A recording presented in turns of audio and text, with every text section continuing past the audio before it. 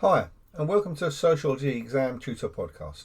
My name is Brian, and I'm a GCSE and A-level Sociology tutor and examiner. Studying for GCSE and A-level Sociology can be challenging, with so much new content and concepts to learn, but I'm on a mission to make it easier for you. Each short episode will cover information and tips on one exam topic that you need to know to pass your exams. So make sure you tune in each week to learn new content and how to improve your grades. So, let's get started.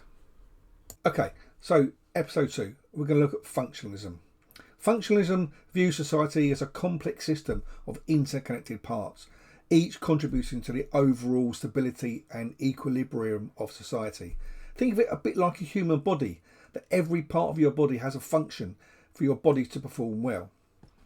It's all interconnected. They're all as important as each other. All your parts of your body are important as each other.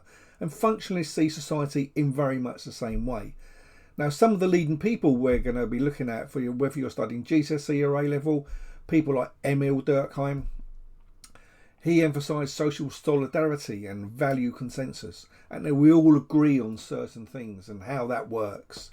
He explained how social institutions like religion and education contribute to social cohesion, and they help people bring people together. And he did a lot of work on suicide as well. He, for example, demonstrated that social integration and regulation influence people's individual behaviours. Also, one of the leading functionalists is Torquatus Parsons. He developed a more elaborate and systematic version of functionalism. He looked at how certain social systems function and how they perform in society, and was more up to date. Also, we'll look at people like Robert Merton. He challenged Parsons' more rigid assumptions, and he introduced a concept of what's called manifest and latent functions.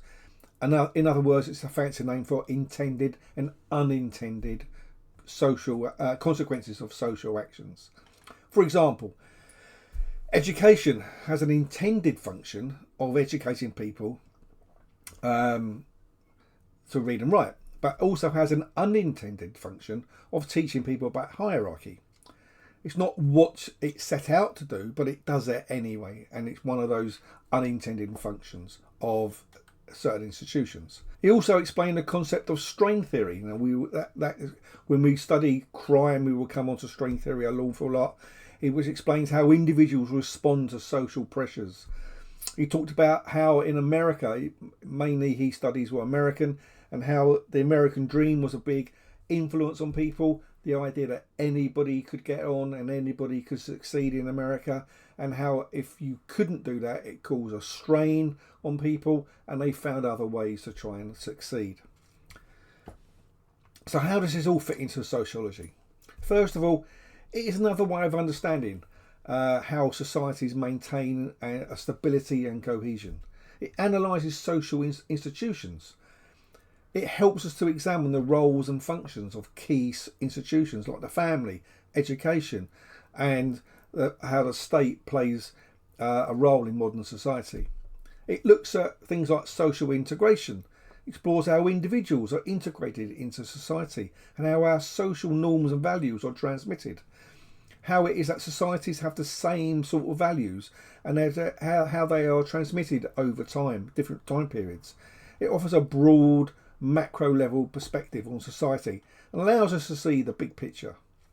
And it provides a contrast to other theories as well. It sits alongside Marxism and feminism as well. So how does this incorporate into your exams? First of all, functionalists believe that everything in society has a function. That's really crucial. As I said before, a bit like your human body, everything in your body has a function. With some things in society, it's easy to see their functions, such as education or the family. But functionalists also see things such as crime also have a function. We will come back to that at another stage. What makes this theory different from others, though, is that functionalists say that the whole of society benefits from education or the family or the legal system, for example, that everyone benefits. But like all theories in sociology, functionalism also has its critics. Marxists have criticised it for being maybe too conservative. It ignores power inequalities and social conflict. For example, functionalists say that there's a positive need for crime, but it doesn't really say how much crime is good or how much crime is bad. Feminists criticise functionalists for ignoring how the family does not always benefit women, and that the family is a way sometimes of keeping women in a subordinate role in society. So just to recap, functionalists say that everything in society has a function, like a bit like the human body. Come back to that analogy a lot. You have that in your mind, and that also the whole of society benefits from whatever function they're talking about, and it helps society to integrate and bind society together. So I hope you find that helpful. It's quite a snapshot of functionalism. We will come back to it at a later stage and go into more detail, especially some of the key functionalists like Emil Durkheim, Talcott Parsons and Robert Merton, and also later on when we look at specific sociologists and especially their key topics and studies as well. That's all for now. I hope you found it useful. See you again soon. Thanks for listening. I hope you found this episode useful. Don't forget to hit subscribe and share a review if you found this episode particularly helpful. And if you want me to help you individually to help improve your sociology grades, then please get in touch. My contact details are in the show notes. See you in the next episode.